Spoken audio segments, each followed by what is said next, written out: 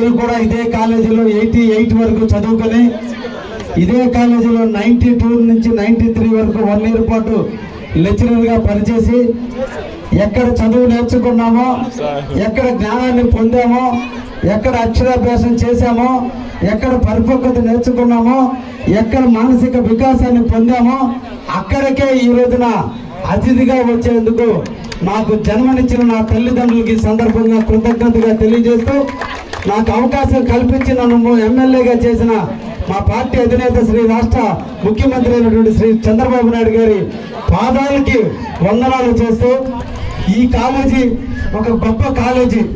భారతదేశ చరిత్రలో JB college అంటే అందరి హృదయాల్లో పులకించేటువంటి కాలేజీ జేబీ కాలేజీ.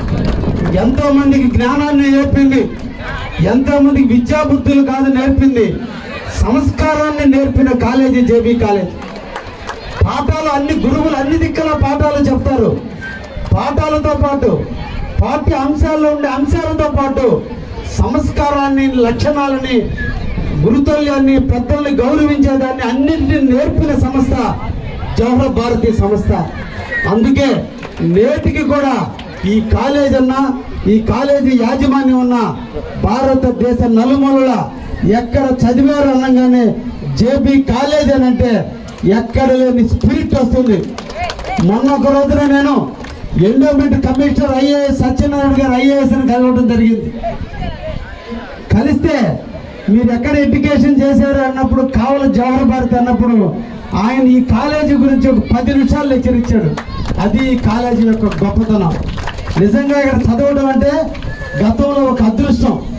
కొన్ని వేల మందికి విద్యాదానాన్ని చేసినటువంటి ఈ సంస్థలో ఈరోజు పిల్లలైన మీరందరూ కూడా ఇక్కడ ఆడటం అంటే, ఈ ప్రాంగణంలో నడియాడటం అంటే, ఈ ప్రాంగణంలో తిరగటం అంటే నిజంగా మీ పూర్వజన్మ సుకృతం.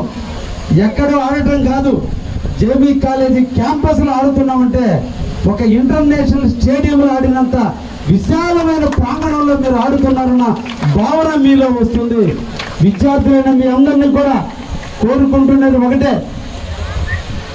క్రీడలు, స్పోర్ట్స్ అనేది ఒక మానసిక వికాసానికి, శరీర దృఢత్వానికి, మెంటల్ ఎబిలిటీకి ఒక ఆయుధం.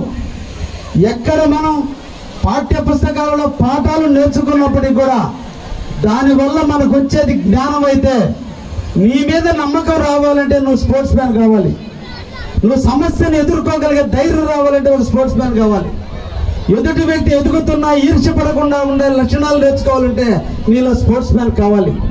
అపజయం కాదు, మొదటి మెట్టు అపజయం అయినా ఏదో ఒక రోజు తుది మెట్టును నేను విజయం సాధిస్తానని కాన్ఫిడెన్స్ లెవెల్స్ మీలో ఉండాలంటే మీరు స్పోర్ట్స్ మ్యాన్.